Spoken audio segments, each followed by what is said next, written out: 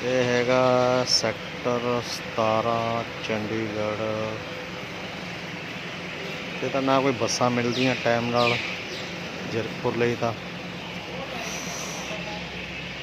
ਆਹ ਕਲੱਲੇ ਟਾਇਰ ਹੈਗੇ ਜਿਵੇਂ ਸਾਰਾ ਖਾਲੀ ਪਿਆ। ਹਾਂ ਇਹਨਾਂ ਟਾਈਮ ਲੈ ਨੇ ਸਾਰੇ ਲੋਕਲ ਚੱਲਣ ਵਾਲੀਆਂ ਹੈਗੀਆਂ, ਬਸ ਸਾਰਾ ਗਾਰਡਨ ਖਾਲੀ ਪਿਆ। ਆਹ ਵੇਖੋ ਤੁਸੀਂ, ਕਿਤੇ ਜਿਹਨੂੰ ਪੁੱਛੇ ਉਹ ਸਹੀ ਦੱਸਦਾ ਹੀ ਨਹੀਂ। ਹਾਂ ਕੋਈ ਸਬਸਿਡੀ ਨਹੀਂ ਹੈ, ਕੋਈ ਸਾਰਾ ਖਾਲੀ ਪਿਆ। ਆਹ ਤੁਰ ਚੱਲੀ ਹੈ 9 ਨੰਬਰ ਕਾਊਂਟਰ ਤੇ ਗਿਆ, ਜ਼ੀਰਕਪੁਰ ਪਟਿਆਲਾ ਵਾਲੀ ਰੁਕੇਗੀ, ਪਰ ਨਹੀਂ ਸਾਰਾ ਖਾਲੀ ਪਿਆ।